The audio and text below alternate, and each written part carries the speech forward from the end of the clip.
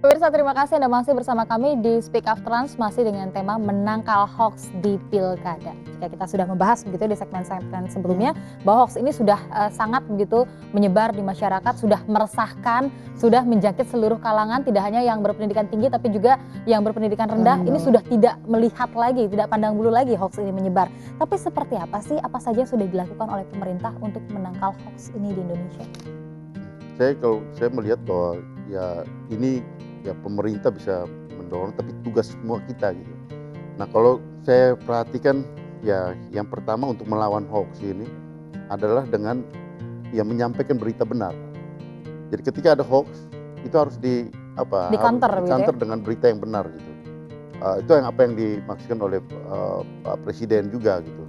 Jadi beliau menugaskan kepada kementerian-kementerian yang terkait, kalau ada informasi-informasi yang tidak benar, yang hoax, nah itu harus secepatnya di kantor. Jadi pada saat itu juga gitu, di kantor pada kesempatan pertama itu untuk mengatasi jangka pendek. Tapi Pak Andreas, yang kita tahu juga kan hoax ini tercipta begitu ya, sangat cepat sekali. Dalam satu hari sudah sekian banyak hoax yang tercipta, yang baru-baru dan selalu diproduksi kesannya begitu. Ya, itu salah satu ini gitu. Artinya ya tiap ini dengan dengan tugasnya di bidang-bidang masing-masing gitu untuk mengkantor itu gitu.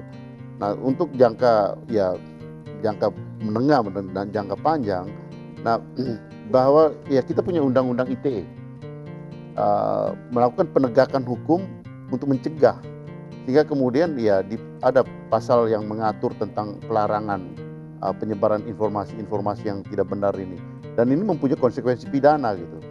Nah, kita lihat beberapa negara misalnya di Jerman itu mereka membuat sanksi hukum yang cukup berat gitu, dan itu harus dilakukan secara tegas sehingga kemudian ini menimbulkan efek jerah pada orang lain yang mau melakukan hal yang sama, melakukan hoax ini gitu. Baik, Nah, ini selain hal yang mengkantor Pak Andreas, maaf saya potong dulu sedikit. Selain mengkantor tadi, pertama mengkantor dan juga kemudian yang kedua adalah langkah-langkah hukum begitu untuk memberikan efek jerah. Tapi di tengah-tengah itu mengkantor dan memberikan efek jerah, apakah tidak ada hal-hal yang bisa dilakukan oleh pemerintah seperti mencerdaskan masyarakatnya, memberikan literasinya? Itu yang saya mau katakan. Yang ketiga adalah mendidik gitu. Jadi kita ke depan juga artinya di dalam bidang komunikasi kan ya tren ini, fenomena ini berkembang lebih cepat dari ya ilmu itu sendiri gitu. Sehingga kita ya ke depan juga harus memberikan literasi media sosial. Ada pendidikan, ada kurikulum yang menyangkut literasi media sosial, sehingga kemudian orang atau anak-anak generasi-generasi yang baru ini ya mereka memahami ini kan seperti ya media-media sosial ini kan yang membuat hoax menjadi cepat kan karena media sosial gitu kan. Nah, kan ibarat pisau.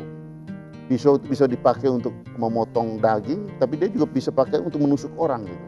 Nah, demikian pun dengan media sosial. Karena kita banyak mendapat manfaat dari media-media sosial ini dengan penyebaran informasi yang cepat. Tapi pada saat yang sama juga dia bisa menjadi alat yang membunuh kita gitu, membunuh karakter kita, membunuh karakter orang lain gitu. Nah, di sini saya lihat 3 aspek tadi gitu.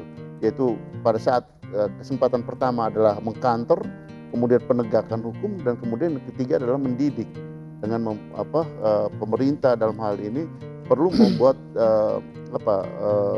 mendorong pendidikan ya, literasi media sosial untuk melawan hoax ini. Kapan kira-kira pendidikan itu bisa diberikan? Saya kira ya seharusnya dan secepatnya. Sekarang misalnya yang saya tahu Kominfo itu dengan komunitas-komunitas yang bergerak di dunia media sosial ini, mereka ya menyebarkan informasi, kemudian juga mencegah dengan menutup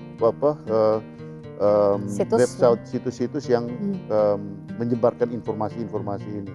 Juga saya tahu juga banyak LSM maupun mereka komunitas-komunitas media sosial yang mereka mendidik masyarakat dari satu tempat ke tempat yang lain untuk menggunakan media sosial secara benar. Sebagai politisi, saya juga bekerja sama dengan teman-teman di komunitas media sosial ini untuk melakukan pelatihan media sosial di dapil saya gitu. Baik. Untuk kemudian mereka bisa memanfaatkan media sosial ini untuk komunikasi yang benar, bahkan di dalam banyak hal juga bisa make money tadi yang saya katakan tadi. dia bisa jual melalui online, dan ketimbang dia menyebarkan informasi-informasi hoax gitu yang kemudian habis-habisin waktu yang tidak ada Baik. gunanya dan ya tidak bermanfaat apa-apa gitu. Baik, kita mengerti begitu apa yang Anda sampaikan barusan ini demi lebih baiknya begitu situasi yang ada di Indonesia dan juga pastinya ini membutuhkan waktu. Ya. Nah, selama ini membutuhkan waktu ini, kira-kira langkah apa sih yang paling tepat yang harus dilakukan masyarakat dalam bersikap, Mbak Lely? Tadi pertanyaannya menarik banget. Hoax ini cepat banget menyebar. Jadi dia seperti barang murahan dan penyakit menular. Jadi seperti itu. Sehingga begitu gencarnya yang terjadi. Jadi ada 3 hal yang bagaimana kita membentuk sikap masyarakat. Jadi sikap ini kan akan dipengaruhi oleh 3 komponen, kognitif, afektif, dan konatif. Tingkat pengetahuan masyarakat sekarang yang harus diapresiasi untuk bisa diberikan yang di bidang literasi media atau apa. Dan itu tugas kita semua, bukan hanya pemerintah menurut saya. Dan saya sangat sepakat. Itu yang kita lakukan masing-masing di media sosial kita. Itu yang harus kita lakukan.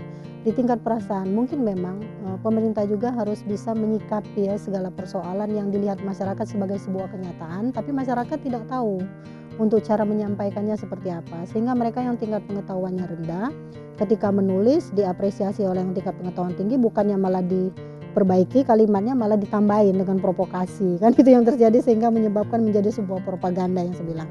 Lalu yang ketiga konasi atau kecenderungan perilaku, kan sikap itu baru predisposition of behavior, jadi baru kecenderungan untuk berperilaku, belum pada perilaku. Jadi sebenarnya bisa diantisipasi kata Bang Andreas tadi.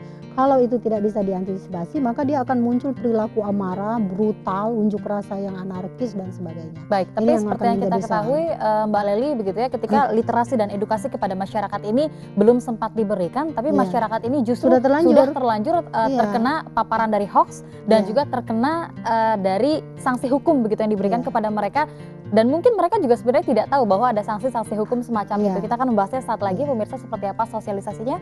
Speak After Lunch masih akan kembali untuk Anda.